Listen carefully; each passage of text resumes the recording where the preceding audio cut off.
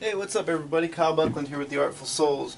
So this week I again put some options for some reference photos up for vote on my social media on my Facebook page, and this is the photo that won the vote. And you can see I'm working nice and large. I've got a 24 by 30 canvas. I've got my typical palette that I use here with rose madder deep, cadmium red light, cadmium yellow light, phthalo blue, ultramarine blue, burnt sienna, yellow ochre, and ivory black. And then of course I've got my white that I've mixed up with my medium. So this is what we're going to be dipping our paintbrush into as we go to work. This is a mixture of about 2/3 Galkit painting medium and about 1/3 of Gamsaw's odorless mineral spirits. So we're going to be using this mixture as we go. But I also take a little bit of it, maybe about 10 drops or so, and mix it into my pile of white paint before I start. So that just loosens the paint up, and it's going to make mixing a lot easier as we get into it. So the first thing that I want to do when painting an ocean scene is you want to decide, okay, well, where does my horizon go? And for this we want a color that's going to be dark enough to see, but not anything that's going to interfere with our light values out there near the horizon. So I'm going to pick a nice light purple color here. And this is important. This is probably one of the most important things when you're painting an ocean scene, is that your horizon level is straight across, because what we don't want to do is have a horizon that starts to look like a mountain. So there's different ways of doing this. If you don't feel comfortable eyeballing it, you can always measure, set you up some little points here, here, and here, and make sure they're about the same distance from the edge of the canvas, so that we get a very horizontal line that goes straight across. And that's going to be our first step. Now I usually work on a toned canvas, but sometimes I get the urge to just go straight into a white canvas. So that's how we're going to be tackling this subject. And one of the benefits of going right into a white canvas is a lot of times you can keep your colors a little bit more vibrant, because you're not competing with any tone that's on the canvas. So I want to figure out where this sun is and where it's going to be reflected. What I don't want to do is put it directly in the center. You'll notice in the photograph it's actually slightly to the left a little bit, and that's what I want to do. So I want to go ahead and grab just this shape here of this reflection that comes down, and we've got some clouds here, so I want to go ahead and try to draw them in. And I want to use the clouds to pull your eye up and around the corner of the painting. So I'm aware of that this movement here is going to be important.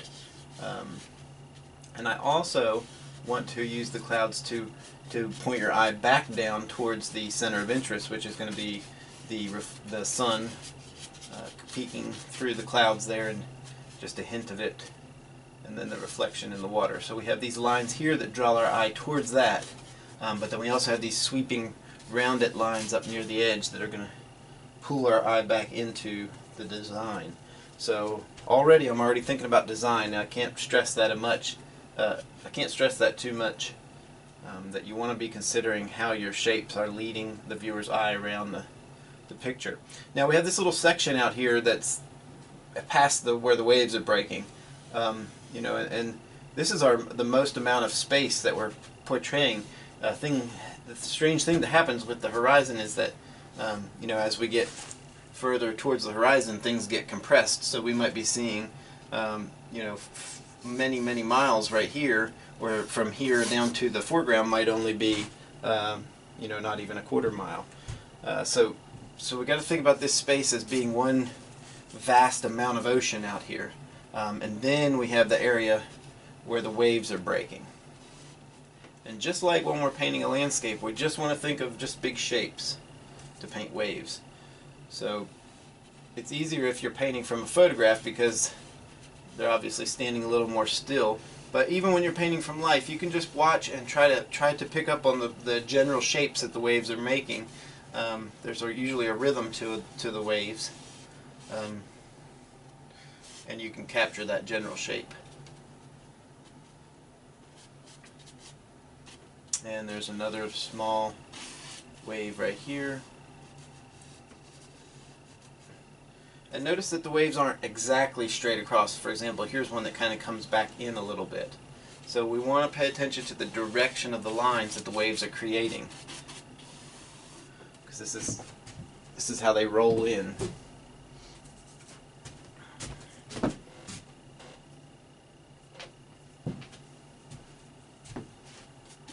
Now I want to be careful about my foreground because I've got this dark shadow, the underside of the wave here, that's swelling up in the foreground, but I don't want to make that too dark. I'm going to actually lighten it considerably because I don't want it pulling your eye too far forward in the picture.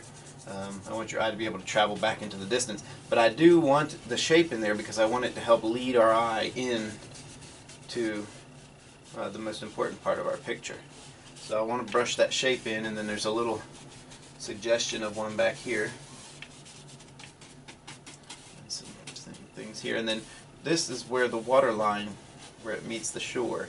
And you notice it's not straight either, it comes down to this corner. So I want to be aware of these subtleties in the drawing before I really jump in with color.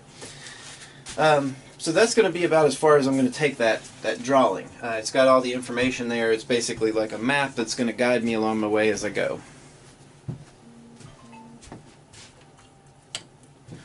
And what I want to do with this piece is I want to exaggerate the color.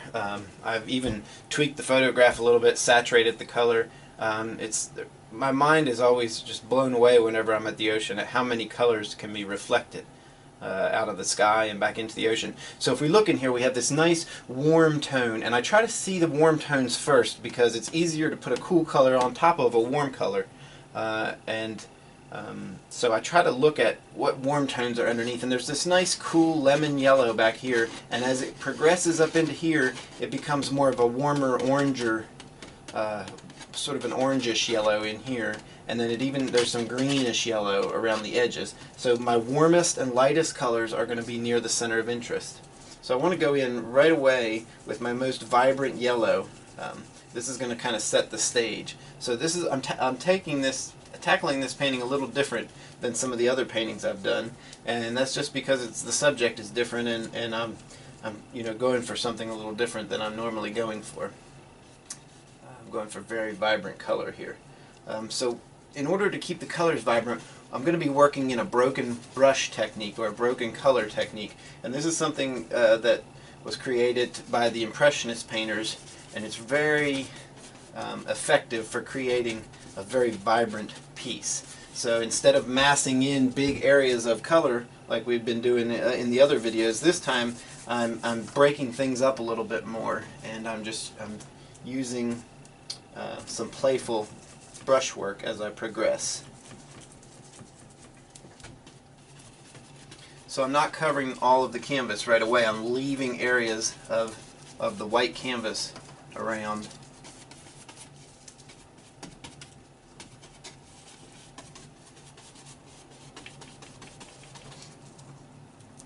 And notice I'm dipping back into my paint and mixing slightly different variations of this yellow, just to have a little variety in what's going on underneath here.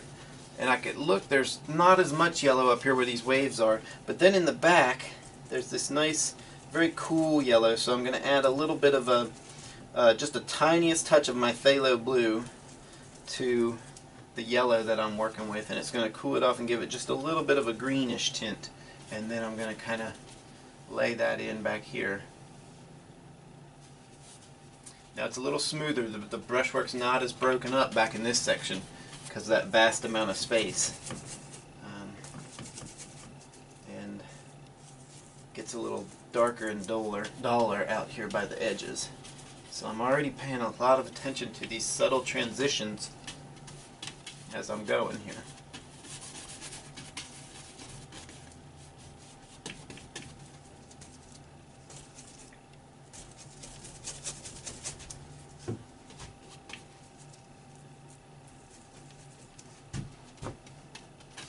Just introducing a few little spots of this green color in here.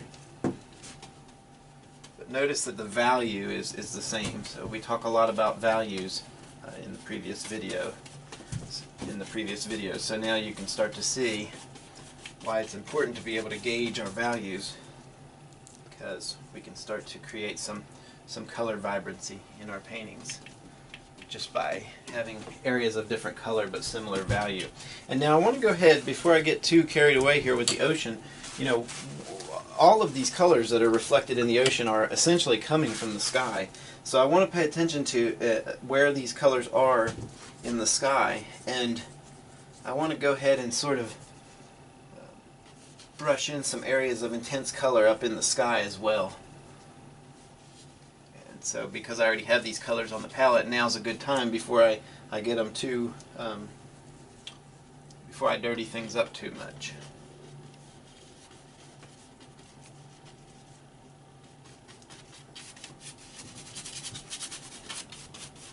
And like I said, a lot of times we can bring a cool tone back over top of our warm tone. So if we want to brush in this warm tone underneath of these clouds, we can. And we can come back and cool it off with that purple color later on. And here's where our sun is. I'm going to use a nice bunch of thick paint for that area, because that's going to be one of the main interest points on this painting. And then we have some nice thick areas of the reflection here.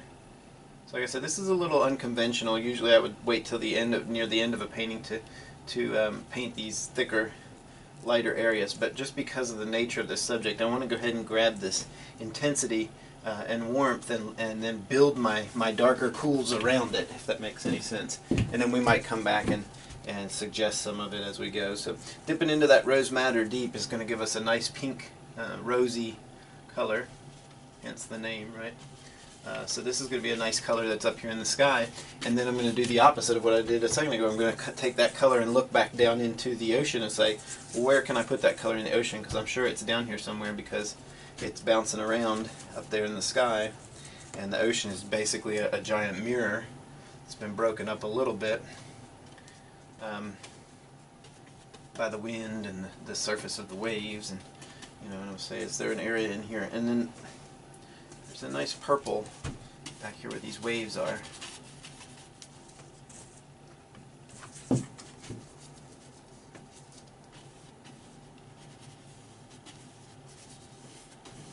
And I'm letting my brush sort of pick up some of the paint that's already there. So we're mixing with some of that paint.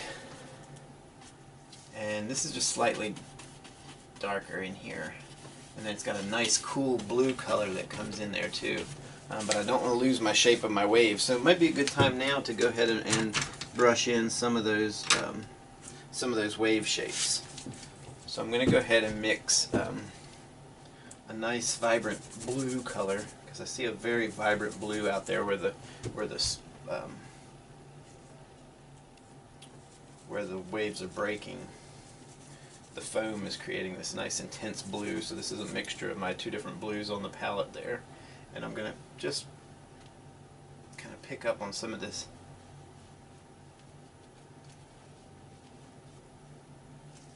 I don't want to get this too dark.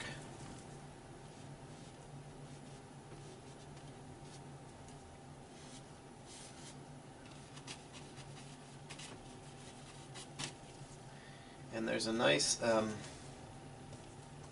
line of a darker blue right here from this other wave. I'm just going to go ahead and brush that in and let it come right over top of some of these warm colors. And it's right in here. And then it even has a little bit of that rose color to it, giving it a nice purple. Which is going to contrast nicely with all those warms. So again, here's that angle. So this wave actually comes back just a little bit at an angle. And then stops here and comes back out again. Okay? And then there's a little wave right in here. And there's also a darker green color that's in these waves. Looks almost like a real dark purple in the photograph, but I remember from being there that a lot of the shadow sides of the waves they have a dark green to them.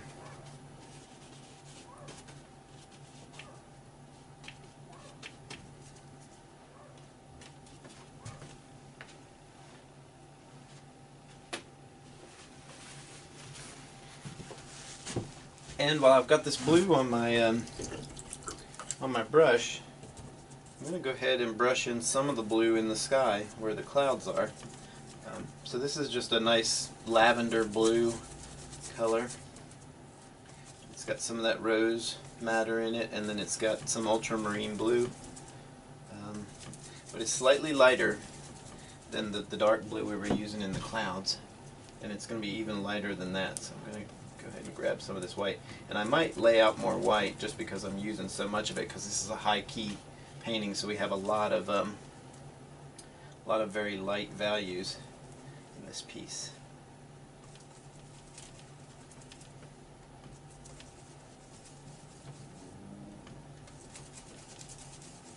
So here's a nice pinkish purple color.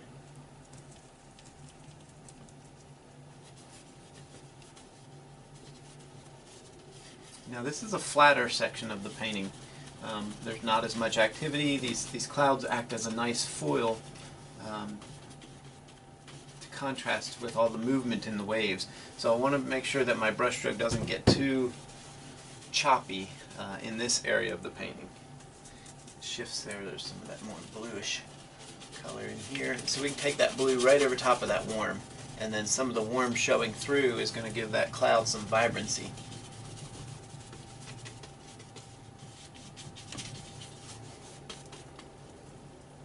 And there's even like a grayish, greenish color to this shadow part of some of these clouds.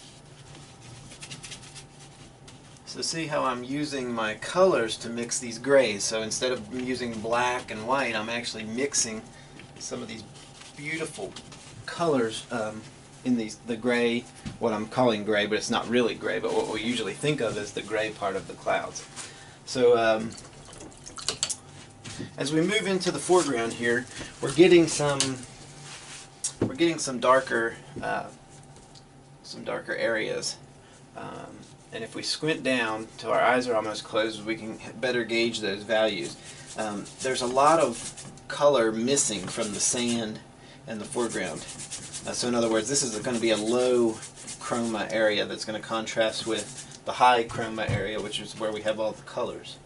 So again, we're playing with contrast here. I don't want to get this too dark. I'm going to make it a little lighter than it actually is in the photograph because, again, I said we don't want so much weight down here in the foreground, and the camera has a tendency to exaggerate darks, so we want to be aware of that. So this is our sand tone, and it actually gets a little darker right around the corner here. So we'll just throw in some of these darker tones. This is just ivory black and burnt sienna and a little yellow ochre in there. And then we have some of these same colors. Like I said before, I'm not going to make them as dark as they are in the photograph. I don't want them that dark. But I do have this area here that's a shadow of this, where this wave is. So I want to go ahead and get that in there.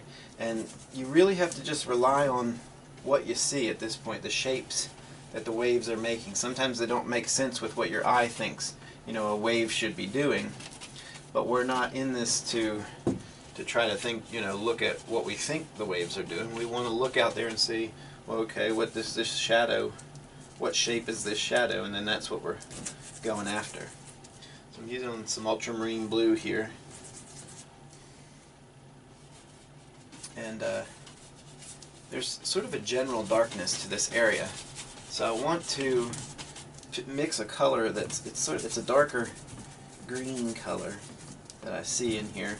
And these colors are sometimes hard to gauge, but you just have to really just close your eyes until they're almost shut and look through your squinted eyes and make sure that the value's right on them. So this is a little bit lighter than the shadowed side of the wave.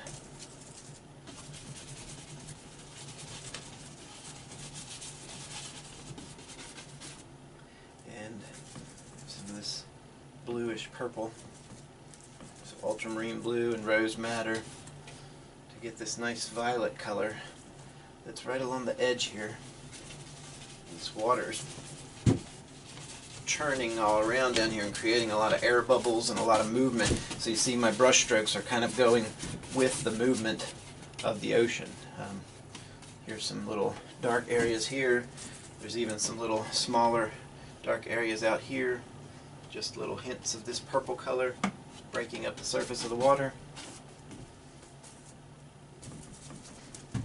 Some of these look very emerald. That's that dark green I was talking about that's underneath the shadowed side of the waves. So I might even go ahead while I've got that and bring up a little bit of that color out into some of these distant waves. And to do this, I'm going to get a smaller brush because there's some shapes in there that I want to make sure that I pay attention to. So these are the little shapes that you see way out in the distance. Way out in the distant waves there. So some very definite dark shapes right in this one. I want to go after them because they describe the shape of the wave.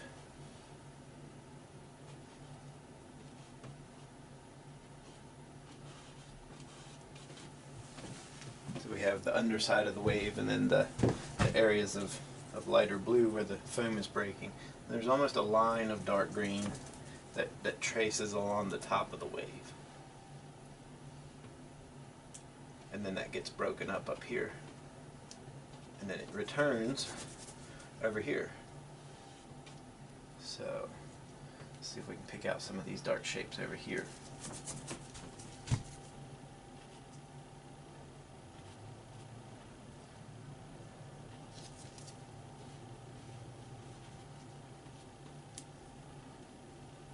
And they run along this wave in the front too. It's almost like a dark violet or a dark blue here.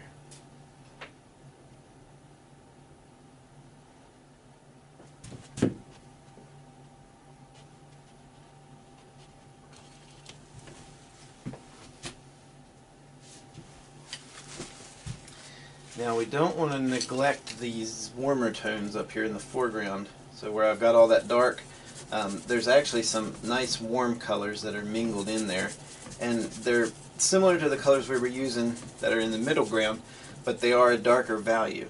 So I'm going to mix up a nice yellow orange, mixing with the cad red light and the lemon yellow, or excuse me, cadmium yellow light. And these are really choppy up here, these little brush strokes. So to emulate the feeling of all this water churning around, I need to use what's called a staccato type of brush stroke. So that's a term that is used in music too, staccato, to describe areas where the notes become very rhythmic and choppy. So you can think of it like that, if that helps. But you see that this type of painting really relies on a variety of brushwork. So I'll have specific lessons on brushwork.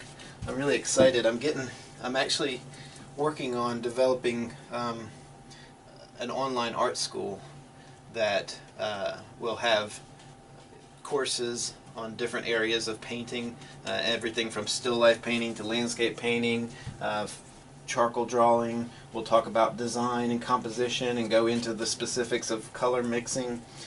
So as soon as I get all that worked out, I'll be sure to let everybody know on here. I'll probably put some advertisements for my courses on my YouTube channel here. And so I think that'll be a wonderful tool for anybody who has been watching the videos but wants to really take their learning to the next step. So that's going to be coming out probably in the next month or so. One thing I found with doing the YouTube stuff and recording the videos is that everything takes a little longer than you think. And I'd rather take my time and put out a good product for you guys than rush something through that's not worth your time and your money. So as soon as I get that going, I'll be sure to let you know about it. But you know, one of the reasons I want to do that is because there's only so much I can tell you about in these demos, but we can break it down into little chunks and spend a whole course talking about descriptive brushwork, or a whole course about using the primaries to mix our colors. So there's a lot to talk about and a lot to teach, and I'm really excited to get it going. So do stay tuned for that. But so you see what I'm doing here now. I'm grabbing some of this blue color, and it's similar to the blues that we've used previously in the painting, but just a little bit lighter, it's got areas in it where it has some of that rose matter in it, so it's giving it that purple color. So I can get some of that in there. And again, I'm keeping the brushwork broken to keep this choppy feeling of this water as it rushes in here. This is an early morning scene, so I don't particularly have to keep that in mind while I'm painting, because if I'm paying attention to the colors and making sure that I'm getting the colors that I need, then I don't have to preoccupy myself with trying to paint a morning scene. I'm really just painting what's out there. But it is good sometimes to just keep it in your mind, because there are different feelings to morning and evening, and if you want to try to preserve that in your mind while you're working, you can kind of think about it. And that's why it always helps to take your own reference photos when you're working in the studio, because then you can remember exactly what that felt like to be out there that morning, and try to recall some of the joy that it brought you when you're there. So I love working on location, but I also love working in the studio and bringing my experience back into the studio with me. So now what I'm doing is bringing some of this cooler tone, some of this blue, right over top of some of the warm tones, but keeping my values consistent. So I don't want this to break up this area too much. The values are close to what I want. So I'm using a nice light blue, and it's starting to create that, some of that color vibrancy and harmony. Now here's a little bit darker area. It's a little bit darker, but still, it's blue. The brushwork's just a little less choppy in this area. There's still some choppiness to it, but just a little less choppy.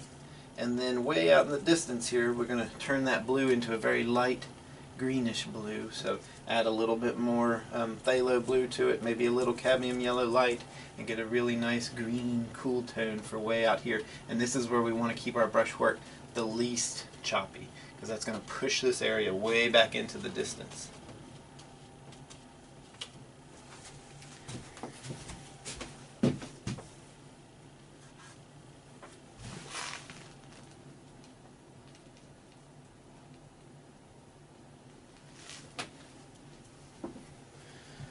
Now what I'd like to do before I do too much more to the ocean is I'd like to go ahead and get in the sky tone and cover up that white canvas at the top. Because what that's going to do is it's going to create a little bit of contrast throughout the piece. Right now our reflection and our sunlit area doesn't look as bright as it should, because it's competing with all that white up at the top of the canvas. So before you develop your painting too far in any one direction, try to make sure that you have your big areas covered, because it can get confusing sometimes trying to compete with an area of the painting that is large and is left unpainted. So I always say, before you finish any one area, make sure you've got all the other areas brushed in. And so this is a warm color up here in the sky, and it's kind of strange at times. It looks like there's a dusty greenish gray to it. So I'm using the green that's already on here, a warm green, and then I'm adding a little bit of red to it. And it's the value is what's most important. It's a little darker than the light part of my clouds. So I've got this color mixed up now that I want to use for this sky area. And I want to come down right to my clouds with it. And then it actually gets a lot lighter as the sky goes up. So I'm going to add a little bit of yellow to it and a little more white, and then have that up in here. But again, I don't want to make it too light, because I want that sunlight to really pop where the sun is. So I have to be careful not to get it too light, because we're working with contrasts here.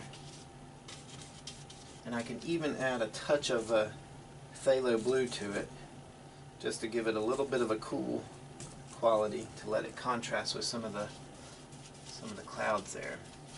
It's a little bit of phthalo blue. Put it right there. Okay, so that's sort of bringing things into perspective here. We're starting to have bringing our color contrasts into play here. Now I want to come back and get some of this purple in the sky here.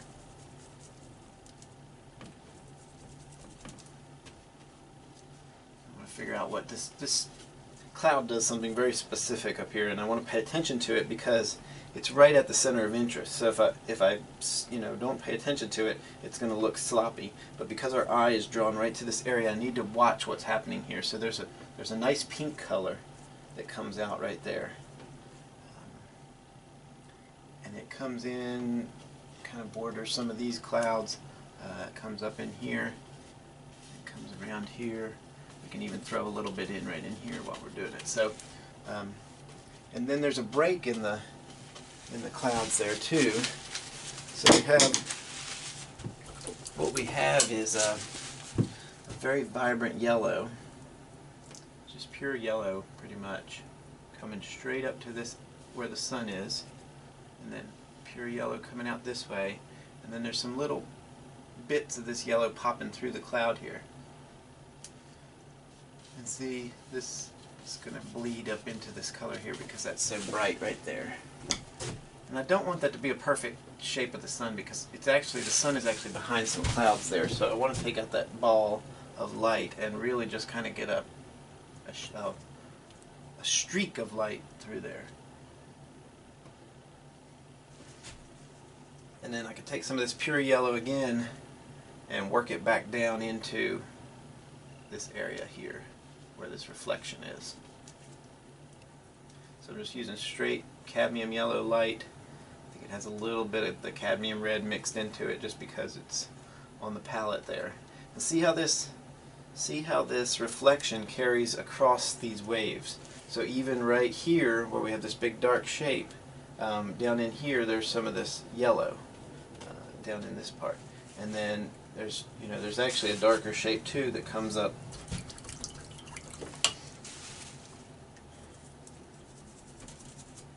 in here, comes across the reflection. I don't want to get this too dark. A nice light purple. And then there's also some light, kind of a bluish green. It's dark enough to register in there, but it's not super dark. It's a little lighter than it actually looks like in the photograph. Some little dark shapes in here.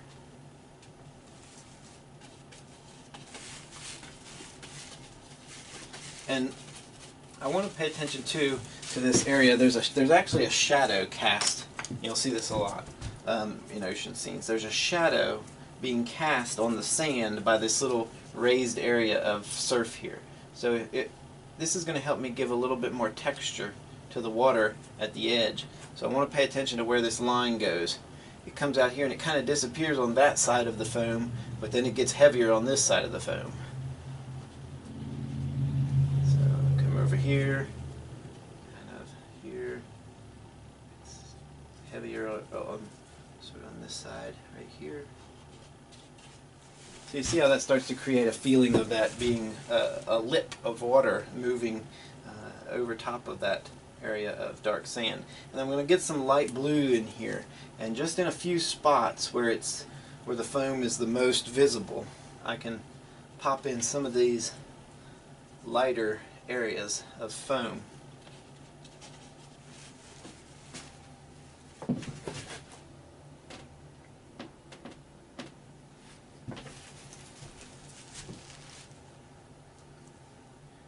And I can see when I step back too, that I've sort of got this line going at too much of an angle. So if we want to change something, here's what we're going to do.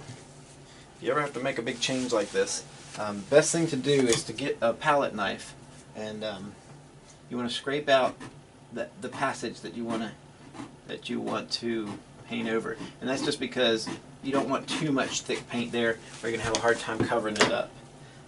So if you're paying attention in the beginning, you won't have to do things like this. But as you all know, it's rarely will you go through a painting and have zero problem. So we have to know how to correct things, right? Now I'm going to take my warm color. Remember, I did the warm color first. Come back in right over top of where that is. And the trick is not to mess with it too much. You want to put it in and leave it alone. I'm going to come back over here and hit some of that green in on this area too, to kind of weave those two areas together. And just want to pare down some of these dark lines back here. They're almost a little bit too dark. So I'm just going to come back in while I've got this color on my brush and paint over them. And then I want this line, what I want is this line to come and actually slant the opposite way than I had it. So I want it to slant down just a little bit. And this is just because it's almost straight across, but I just want it to balance that other diagonal across from it. So we can see now that gives the feeling of the wave coming out. Get some of that vibrant blue in there.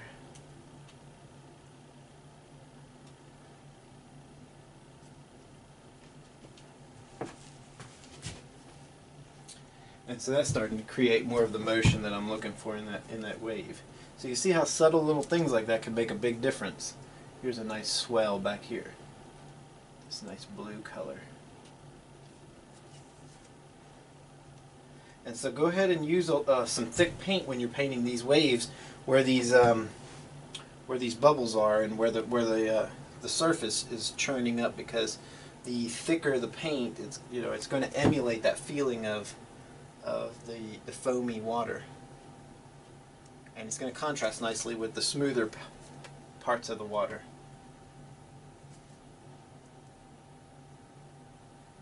So what we have, see, what a wave is doing is folding in over itself. So we have some areas where the foam comes down over the shadow of the wave, and the shadow will come into it like this. See here?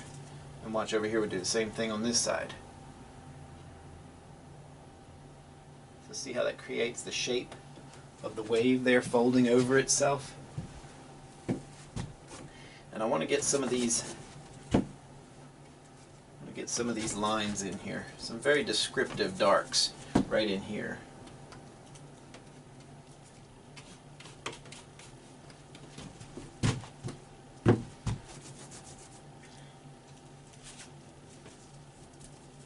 And need to lay out more ultramarine blue, so don't forget, if you start running low on a color, make sure you put out more of it, because we don't want to start skimping or using another blue when we actually need the ultramarine blue in there.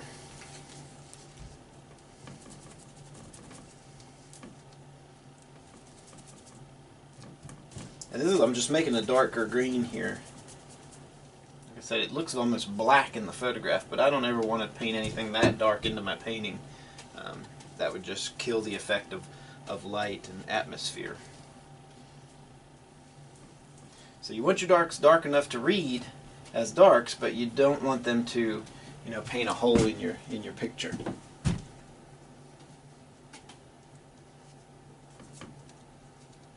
And it's a nice solid shape right in here. This is a wave that's swelling up, but it hasn't actually broken yet. So there's not going to be any foam back here on this wave. So we want to pay attention to the different levels of development that the wave has. It has a swell, and then it has a break. So we have the swelling, there's areas where it's breaking, and then after it breaks it becomes this sort of sheet of foam that moves across the water. And then we also have some nice little choppy lines here. Monet was great at this. His water is just fantastic. He could put these little darks in and just really describe the surface of the water. So you see what's happening here is these little darks are smaller and a little bit lighter than the dark brush strokes in the foreground. So this is already adding to the sense of depth. Because we don't have a lot of perspective lines to work with, we have to vary the size and the value of our brush strokes to get things to recede. This is all about distance, painting the ocean. There's so much space out there. I always say, think about how long it would take you to walk out to the horizon of your painting, or in this case, how long it would take you to swim out there, and it really sort of sets it in your mind how much distance you're dealing with.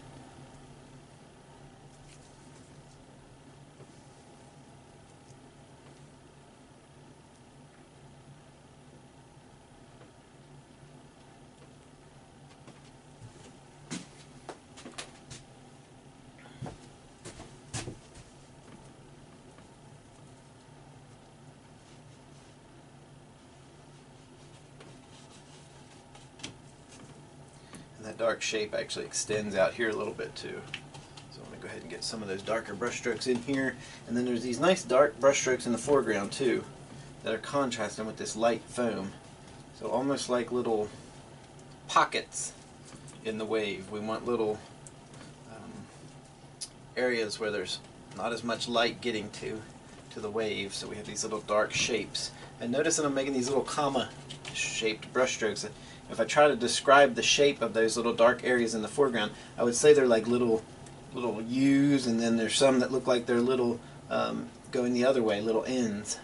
So we'll have commas that are coming up and some brush strokes that are curving down, and just creating that feeling of churning water up in there. So I want to pay attention to this little area off in the distance, because like I said, we get so much distance in these paintings. So right on the horizon, the color of the water changes again. So we've got that nice yellow out there, but then there's a nice cool tone that's right out at the horizon.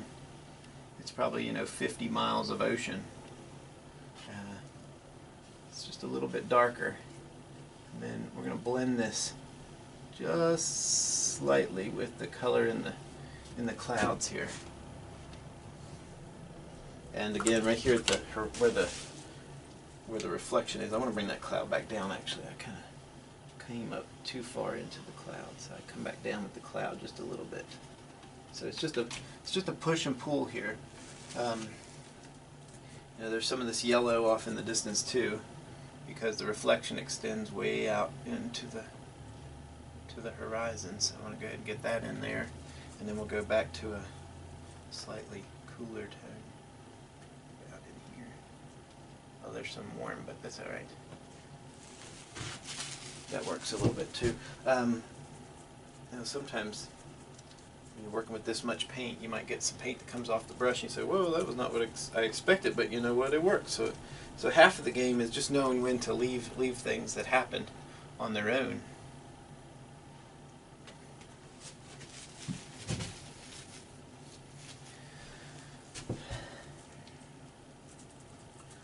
And I don't want to overwork this. Like I always say, it's there's something so nice about something that's just, you can tell the artist got what they were after, and then they quit while they were ahead. They quit fooling with it. So try your best to get the essentials, the things that you're most looking for in the painting, or the things that you're most excited about. For example, that nice reflection down through there.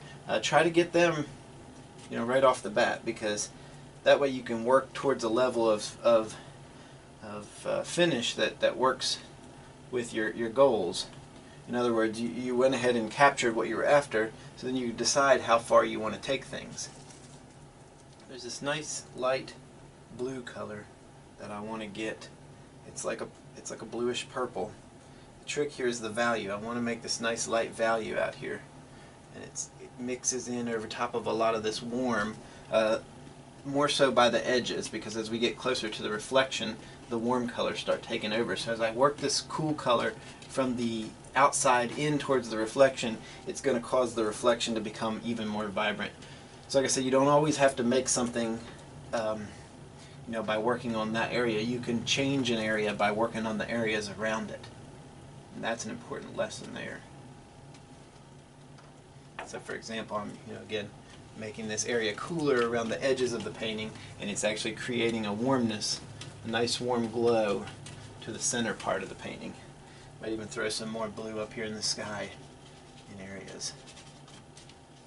Contrast with some of those warm clouds.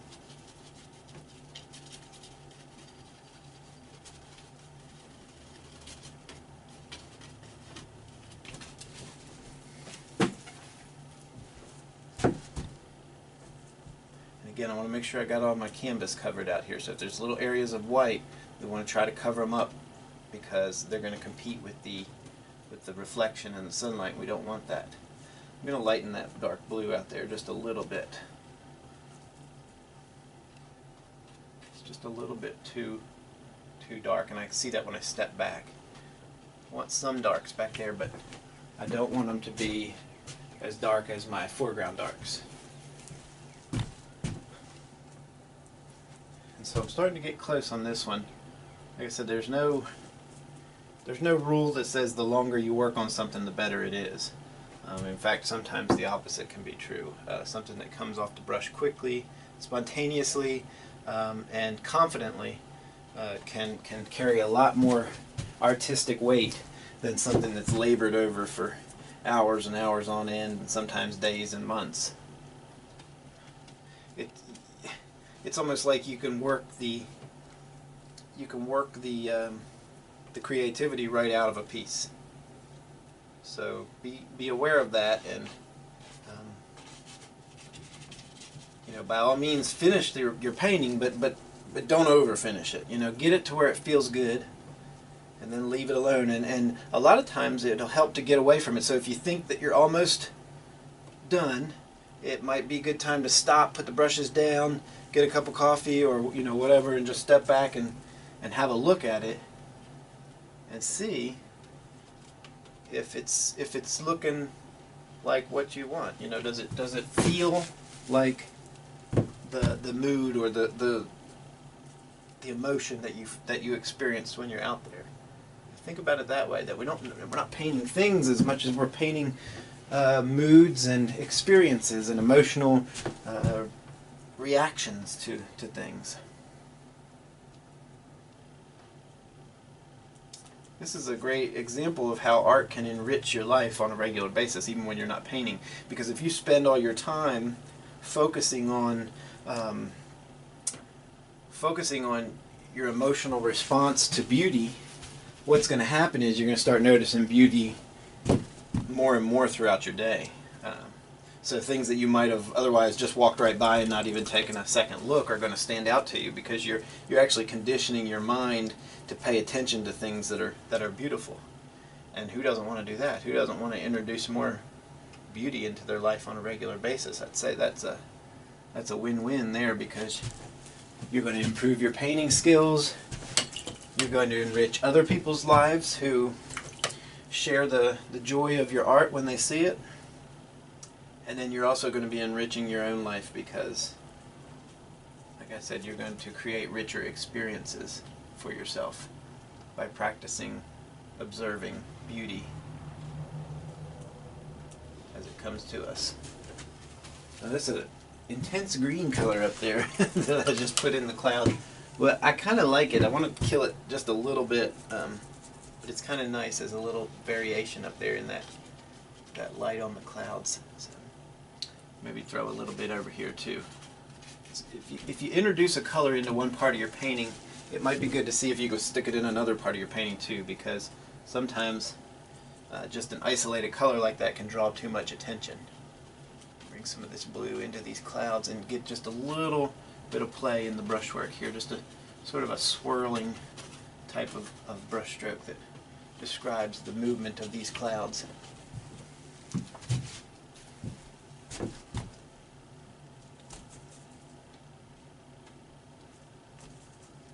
Some of this purple into this foreground area. So again, I'm using some of the same colors that are out there in the middle ground, but they're just a little bit darker value where they're happening up in here. So that it's like weaving the colors together in the painting, right? We're using the same colors, but we're changing the values. We're making them just a little darker, and that weaves things together. Let me throw some of this nice dark green, or light green, into the foreground here, and tie it in with some of that green that's in the clouds.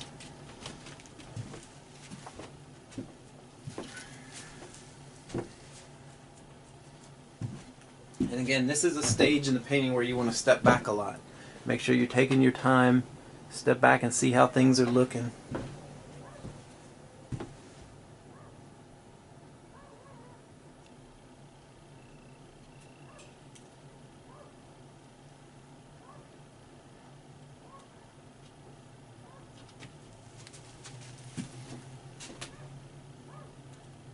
And squint down until your eyes are almost closed a lot, especially at this stage, because you can really start to see if things are working, where things aren't working. For example, this little brush stroke's standing out when I squint down, so I'm going to take care of it. Just wipe it out. Starting to take on a nice glow, which is good. I see a little bit of this yellow color that kind of hugs this wave right here. It kind of comes on in right in here. So I want to go ahead and just pop a few little bits of color in there, and I'll bring it out this way just a little bit too.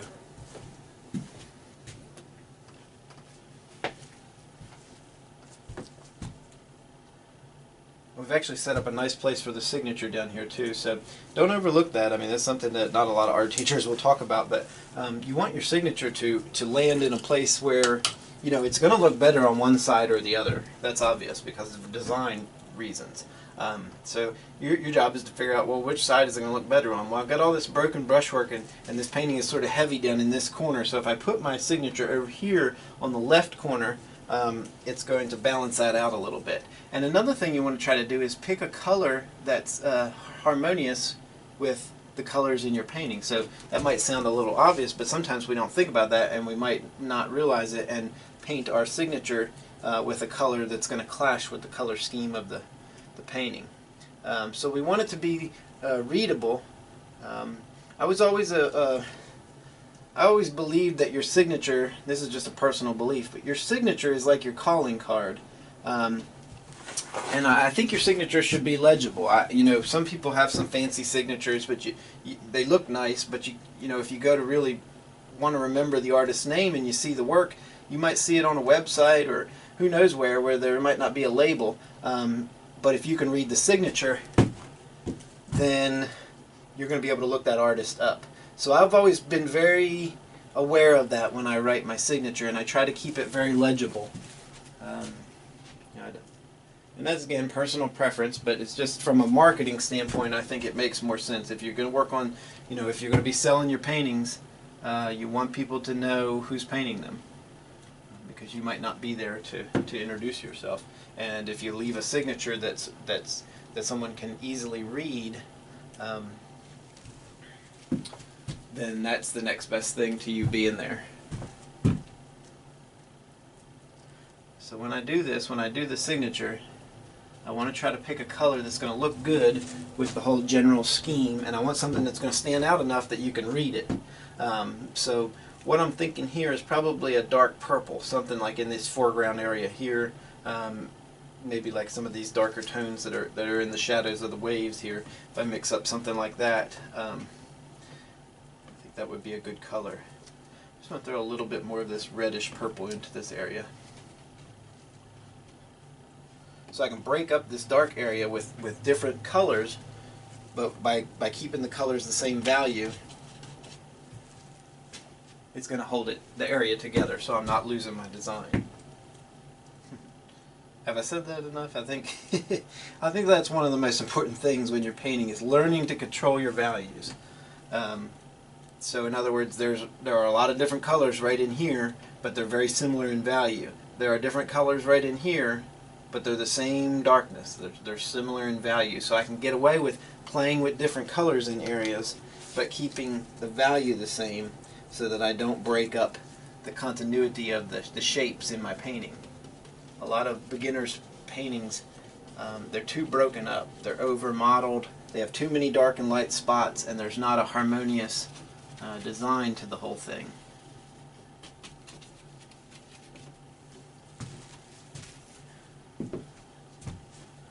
Alright, so I might come back and touch up a few more things later, but this is a good time to, as I said before, just kind of let it sit, get away from it. I'm going to put a signature on it, which tells me I'm close to done.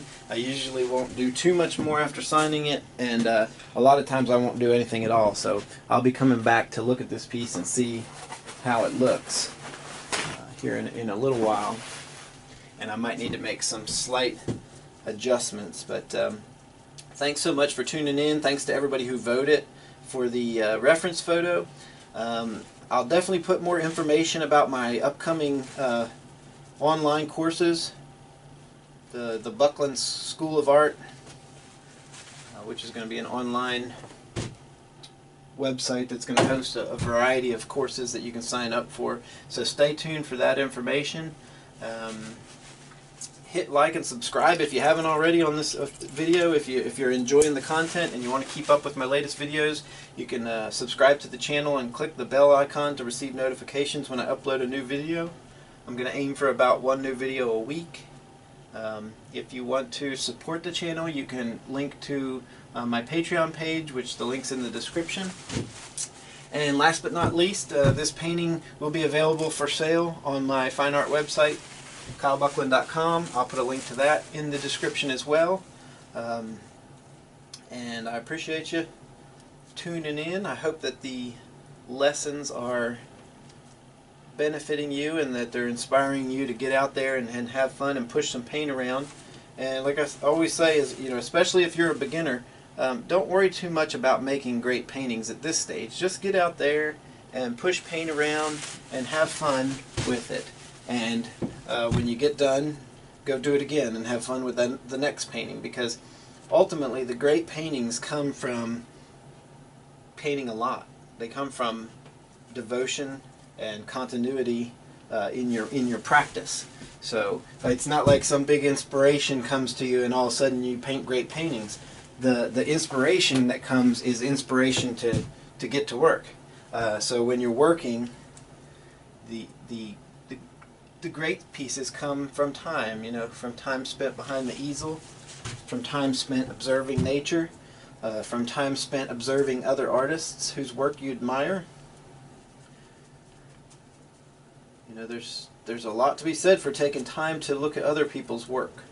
I'm constantly on Instagram, on Facebook, going to galleries around town, going to museums when I can, and studying the works of the old masters and the impressionists, and you know, seek out artists that you admire. Don't be afraid to reach out to them. A lot of artists are interested in talking to folks that you know, admire their work. So I've never been, you know, put off by someone contacting me and saying, hey, I appreciate what you're doing. You know, it's a lot of times I've learned a lot and came into some wonderful experiences by reaching out to artists that I admire. So don't be afraid to reach out and get in touch. If you have any questions about the demo or about your own paintings, you can leave a comment below. I'll try to answer them. And you can always email me at kyle.buckland@gmail.com with longer questions.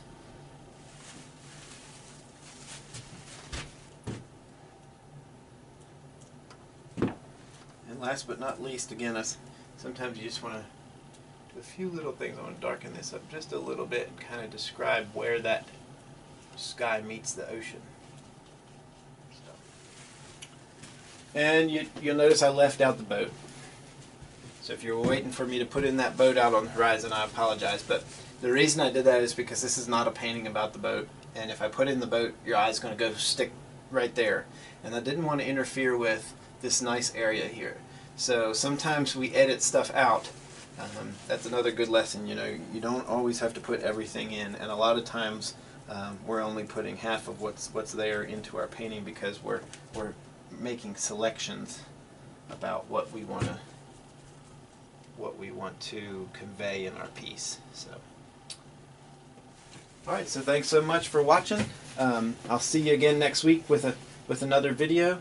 I hope you enjoyed this one, and get out there and enjoy pushing the paint around and have fun. And I'll see you soon.